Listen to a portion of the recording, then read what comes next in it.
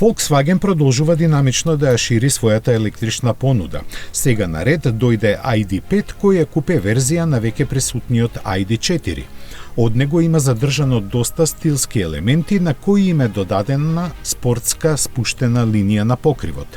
Сепак, бидејќи измените во профилот не се толку истакнати, за дополнително да се разликува украсене со некои детали од спортските модели на марката.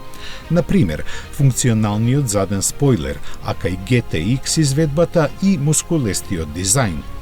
Купеовската силуета не наштети многу на просторот кој го има во доволна количина, вклучувајќи го и багажникот од 549 литри.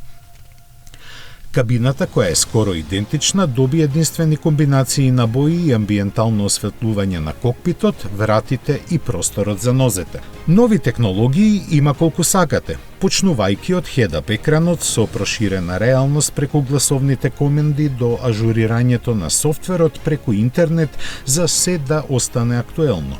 Нештата, како прилагодливиот темпомат или помошта при задржување на лента на возење не треба ни да се споменуваат.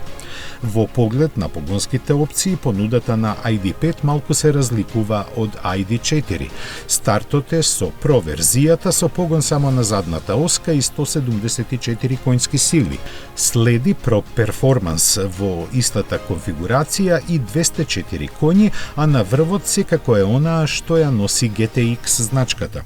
Таа обезбедува два електромотора со вкупно 299 конски сили кои спринтот до 100 ќе го истрчаат за 6,3 секунди. Сите варијанти добија батерија од 77 киловат-часа, кои им овозможуваат автономија помеѓу 480 и 520 километри. Значајно е што поддржуваат полначи од 135 киловати, кои за половина час ќе им обезбедат струја за поминување меѓу 320 и 390 километри. Цените и датумот на почетокот на продажбата се уште не се познати, но реално е да се очекува да пристигне во првиот квартал идната година. Освен во Европа, Volkswagen има планови да го лансира ID.5 и на други пазари.